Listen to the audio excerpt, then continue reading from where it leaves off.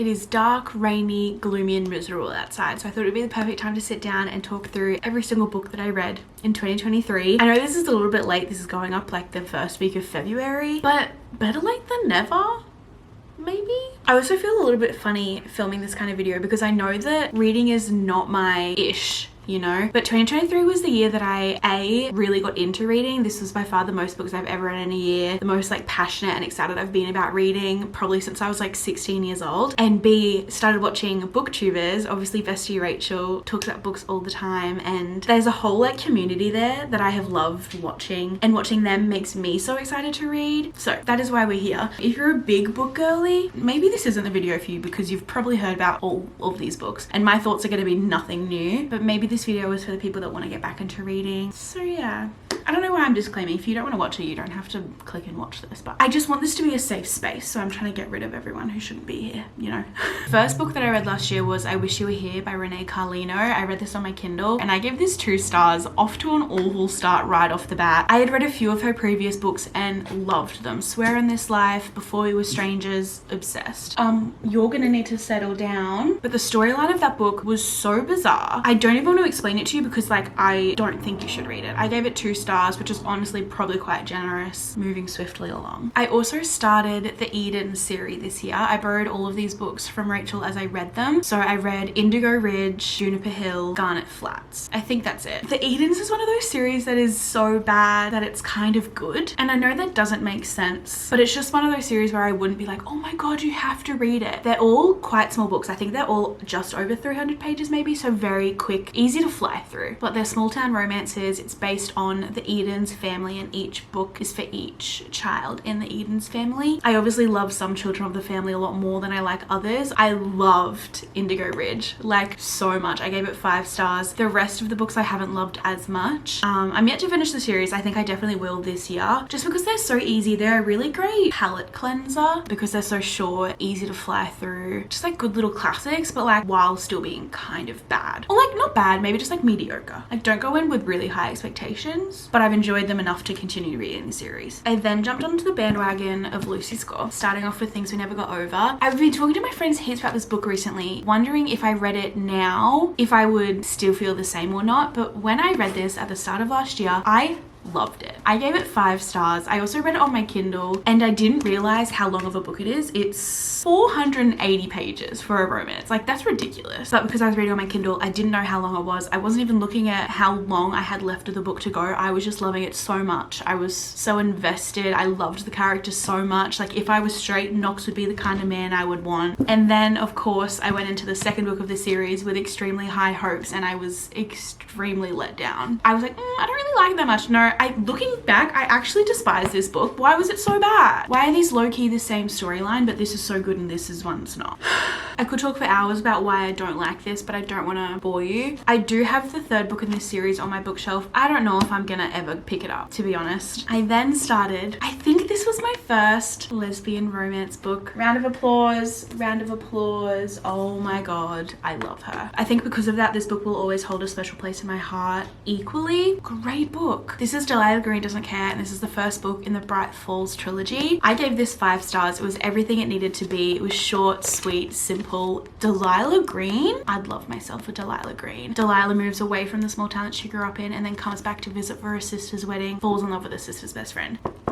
Claire is the cutest little bestie ever, and them as a couple is just everything that I wanted and more. So then obviously throughout the rest of the year I read the rest of the series. Astrid Parker Doesn't Fail and Iris Kelly Doesn't Date, so it goes through the whole friendship group in the same small town. Nothing better. I loved it so much. What did I rate these? Delila Green was 5 stars, Astrid Parker was 4 stars, and Iris Kelly was 3 stars. But like overall as a series I loved so incredibly much. If you're a queer girly, it's not really even a question. I would just 10 out of 10 recommend. Just like a cute classic rom-com, but they're all gay and it's gorgeous. I then, along with the rest of the internet, picked up The Housemaid and loved it. I gave this 4.5 stars. I think just the type of reader that I am, I'm not that picky most of the time.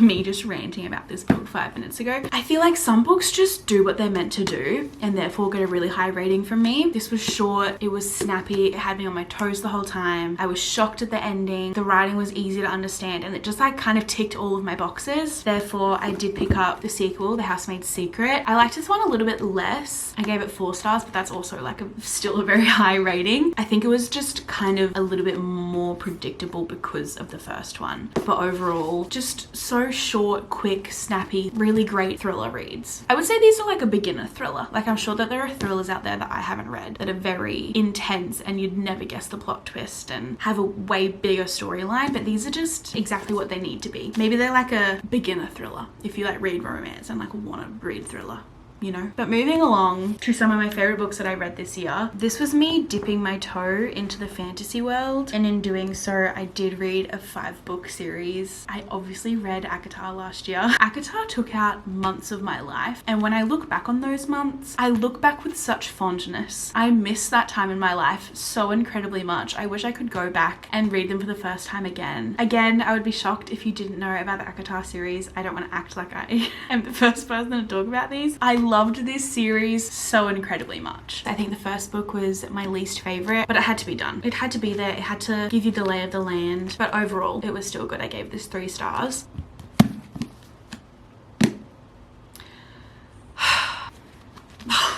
I don't have anything to say. 5 stars from me. It's annoying because I can't really tell you what this series is about. I also read the tiny little novella. I gave this 3 stars. I know that people love novellas. I don't think I'm the biggest fan. And then of course, A Court of Silver Flames. I think this is the thickest book I've ever read in my entire life. Wait, this was 750 pages of straight sex, to be honest. I expected to like this book the most and I ended up giving it 4 stars. She's chunky. I find it really hard to rate books highly when they're really, really long, because most of the time they don't need to be that long. Fantasy books do get an exception because most of the time they like have a reason for being long. Maybe cut out like half of the sex scenes and it might have been a 5-star because it would have been shorter, you know. And I like the smart. Like, I enjoy when it gets hot and steamy, but there's a point where it gets too much. I'm wanting to finish the book and all you're doing is sleeping around, and I'm frustrated emotionally and sexually. If you're needing an extra push to start Aatar, let this be it. If you want to start getting into fantasy, I found that this was a great place to start for me. I think it was really easy to understand because it was like half romance, half fantasy world, and I loved the characters so much. Like, I think about these characters very often. That's all that I really have to say. I could go on. I then read Written in the Stars, and I will say, I think it was bound to happen that any book I picked up after the Aatar series was gonna not hit the same. It was gonna just suffer because of the timing, and I do think this one did. This is a great book. Again, it does what it needs to do. It's a queer romance, fake dating, very different personalities meshing together really well in the cutest, sweetest way. They get set up by someone to go on a first date together and they both hate the date. But then I can't really remember why, but for some reason it'd be a really good idea for them to fake date and say that the date went really well. And then obviously we all know how fake dating ends. I love the, I know it's fake, but I think my feelings are real trope. Like, it's just, it never fails me. It gets me every time. I loved it so much. I gave it 4 stars. And then I picked up another Frida McFadden, Never Lie. This was our first book of our book club that we had last year, and it was my pick. I gave it 4 stars. I definitely liked it less than The Housemaid and The Housemaid's Secret, but again, it was a short, snappy thriller that kept me on my toes. I didn't guess the ending. I do feel like we discussed it in book club and it was so easy to like rip it apart and pick out every little thing that was wrong with it. But before we had that discussion, I was just like, yeah, it was good. It did what it needed to do. And then I picked up Magnolia Parks. I feel like I can't give too many of my thoughts on this because I haven't read any of the rest of the series, but I really enjoyed this. I'd never read a book that was like this before, like not very plot heavy at all. It's literally just straight drama. Like, you're in the middle of a friendship group and you're hearing all the drama from everyone, which I hadn't really experienced before, and I was kind of trying to decide the whole book whether I liked it or not. I loved the writing of this. If you've read this, you know exactly what I'm talking about. And I never understood when people were like, I love the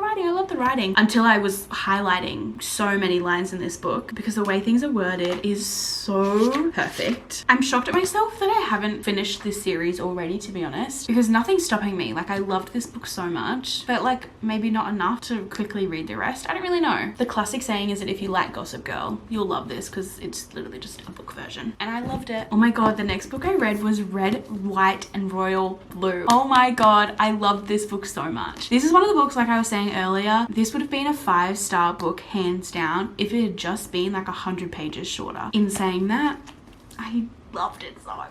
My friends and I were going around the dinner table the other night saying who our favorite romance book couples are, and I have to say hands down that Alex and Henry are my number one. The banter that they have is my favorite thing ever. Like the gentle bullying, it had me giggling, kicking my feet over two men. Like, I did not expect that at all. And I loved the setting of America's First Son falling in love with the Prince of Wales. Like, that is just the perfect setup. I also think a lot of straight people have read this. So if you're straight and you're like, I don't want to read it because it's queer. No, cut the shit. It's literally so adorable. It's so cute. 10 out of 10 from me. Fuck, this lighting's so bad. Sorry, I should have filmed this earlier in the day. As I was saying, I gave this book 5 stars. I loved it so much. I know that I'm not alone in loving it. I really enjoyed the main characters. Even the side characters were all really enjoyable. I don't know if this is an unpopular opinion. I found this kind of harder to follow along with than I did with Aatar. Not sure why. I feel like this is an adult book version of How to Train Your Dragon, and I loved it. The male main character in this, like, I'm gay, and he was, you know. And then later on in the year, when Iron Flame came out, I obviously had to read it as well. And again, I don't know if this is an unpopular opinion, but I didn't like it as much, like nearly as much. First of all, why is it so big? Just over 600 pages. Unnecessary. I understand fantasy books being thick when a lot is going on. For example, this baby girl right here. This I just think didn't have any need to be as long as it was. I think I got maybe 50% of the way through and nothing had happened. And that really made me so angry. And then that made me not enjoy the rest of the book that was good because I was mad at the first half of the book.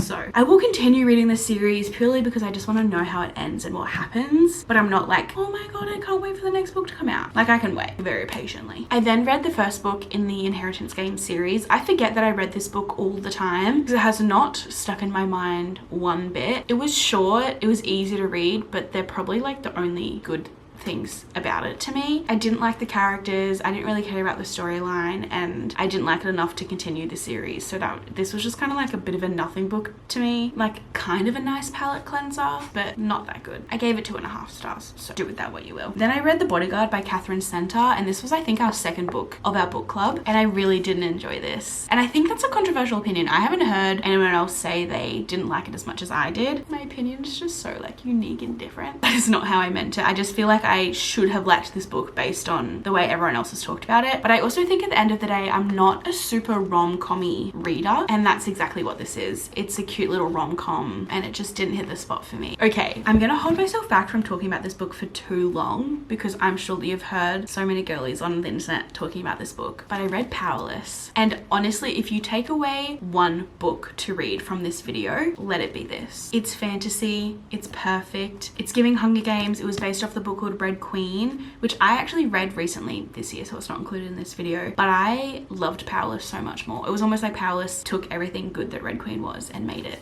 10 times better. And the banter in this book is up there with the banter from Red, White, and Royal Blue. Enemies to lovers. The fantasy aspect of this book I found so incredibly easy to understand. It kept me hooked the whole time, and I will hear no criticism on it. Tomorrow and Tomorrow and Tomorrow was our third book club book. We all rated it really, really highly. This is also one of my top books of the year. I loved it so incredibly much. I do feel like it is for a specific type of reader. It's not quick, it's not light, and it hits on like really big, tough topics, but this is one of those books where the characters felt so incredibly real to me, and whatever they were going through at the time, I genuinely felt like I was going through it with them. It kind of ruined me in the best way possible. I felt like I was grieving after I finished this book, which is so dramatic, but it did a number on me. If you're into general fiction, would highly recommend, or if you want to try and dip your toe in general fiction, that's what I did with this book. And I'm so glad that I did. I gave this 5 stars. And clearly this gave me a book hangover because the next book I read was our next book club book. This is 5 Survive. And this was good. Again, we destroyed it in book club and came up with every single flaw that was wrong with it, which made me like it less. It's YA, which I wouldn't say that I'm a big YA reader. I was kind of interested in what was going on. I didn't really like many of the characters. There was one character in here who ruined most of the book for me. Like, I know that the author was trying to make us angry at the character, but it worked so well that I just felt so angry at him that I didn't want to pick up the book. So I don't know if I'd recommend, to be honest. I feel like if you were after a mediocre thriller, maybe this would be the one. I then read Cleat, and this was such an anticipated read for me. I was like low-key counting the days until the release day, and it was such a disappointment.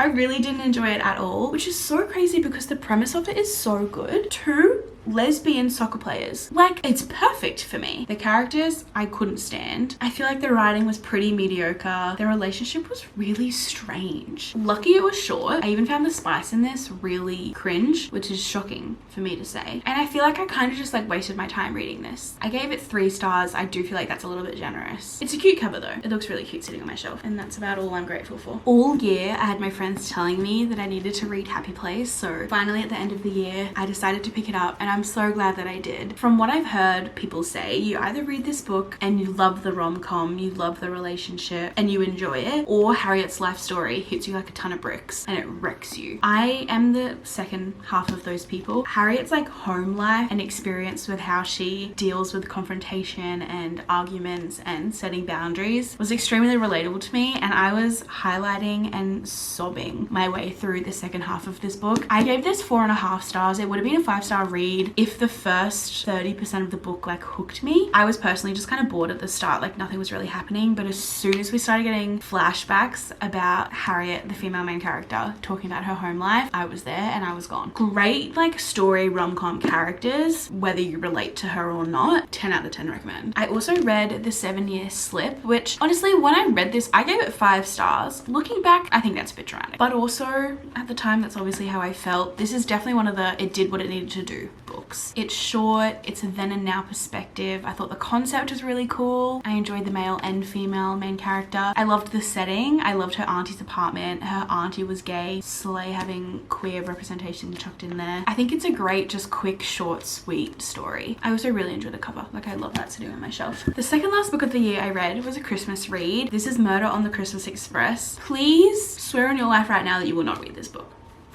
It was so bad. It was so bad. The cover fooled me. Like, isn't that a cute cover? And I just wanted a fun little Christmas read to read while I was traveling England at Christmas time. And the only thing I liked about this book was the fact that when they mentioned train stations and tube stations, that I had been on them recently and I knew where they were. Other than that, the book is absolute trash. I don't even want to tell you why. That's how bad it is. If you do read it, which like please don't, but if you do, read the trigger warnings, because I didn't, which is my fault. I will take responsibility for that. But the way that the trigger warnings were brought up in the story in such a nonchalant way was mind-blowing to me. I can't. Don't read it. Don't read it. But then after that, I read The Book Club Hotel on my Kindle, recommended by Soph. Such a cute little Christmas read. I would add it to your list for December 2024. It was so cute. There was 4 female main characters and they all hit such different problems that we as women go through in our lives. I feel like you can feel a little bit represented in at least one of them. Very wintry, cozy, festive Christmas read, and it ticked all my boxes. I gave it 4 stars, and that ended off my year of 2023 reads. If you've made it this far, you and I are besties. Thank you so much for listening to me ramble for so long. I think I'd love to do like quarterly reading recaps so I don't have to sit down and give a huge video at the end of the year. I think it'd be really fun to go through my books that I read every few months. So let me know if that's something of interest. But if not, I'll probably do it anyway because I love reading and I love talking about it. And it's such a fun little hobby that I'm so glad that I picked up again. I'm gonna go. It's literally nighttime now. I love you so much. Thank you so